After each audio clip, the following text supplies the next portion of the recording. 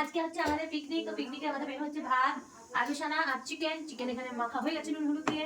আর এখানে হচ্ছে আমাদের সব রকমের সামগ্রী কাটা হয়ে গেছে। আর এখানে কড়াই আমি বসিয়ে দিয়েছি, তো রান্নাটা স্টার্ট করা যাক। যাই হোক, দিদি তো ইন্ট্রোটা দিয়েই দিল, তোমরা বুঝে গেছো আজকে কি।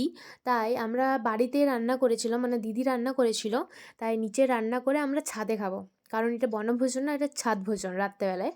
আর এদিকে সব খাবার দাবার আমরা তুলে নিলাম ছাদে। আর তারপরে এদিকে আমরা পেঁয়াজ টিয়াজ কেটে এখানে আলুটা মেখে নেব তাড়াতাড়ি করে। কারণ উপরে যেহেতু নিয়ে এসেছি, খাবার টাবারগুলো খুব তাড়াতাড়ি ঠান্ডা হয়ে যাবে, তার জন্য তাড়াতাড়ি করে আলু মেখে নিলাম। আর এদিকে ওরা নাচতে শুরু করে দিয়েছিল। যাই হোক, আর চিকেনটা দেখো অসাধারণ হয়েছিল, চিকেনটা দারুণ হয়েছিল। আর এদিকে আমরা সবাই খেতে বসে গেছিলাম। আর হাসবো না খাবো আমরা সত্যি কিছু খুঁজে পাচ্ছিলাম না, এত হাসি পাচ্ছিল। আর খুব মজা করলাম, মানে আড্ডা মেরে মেরে খেলাম আর কি। এদিকে সবাইকে সব কিছু দেওয়ার পর আমরা খেতে বসে গেছিলাম, আর সবাই গল্প করতে করতেই খেয়ে নিলাম। আর এদিকে দেখি এই মেয়েটা হাট চিবোচ্ছে। আর এদিকে আমরা মানে অকারণে হাসছিলাম, অকারণে, কোনো কারণ নেই যেন, কোনো কারণ নেই, অকারণে হাসছিলাম। আর নিজের দিকে আমাদেরকে ভাবছিলাম আমরা খেপা। আর আমরা হাসি, এদিকে তোমরা আরও ভিডিওর জন্য ভালো কথা বলুন, টাটা।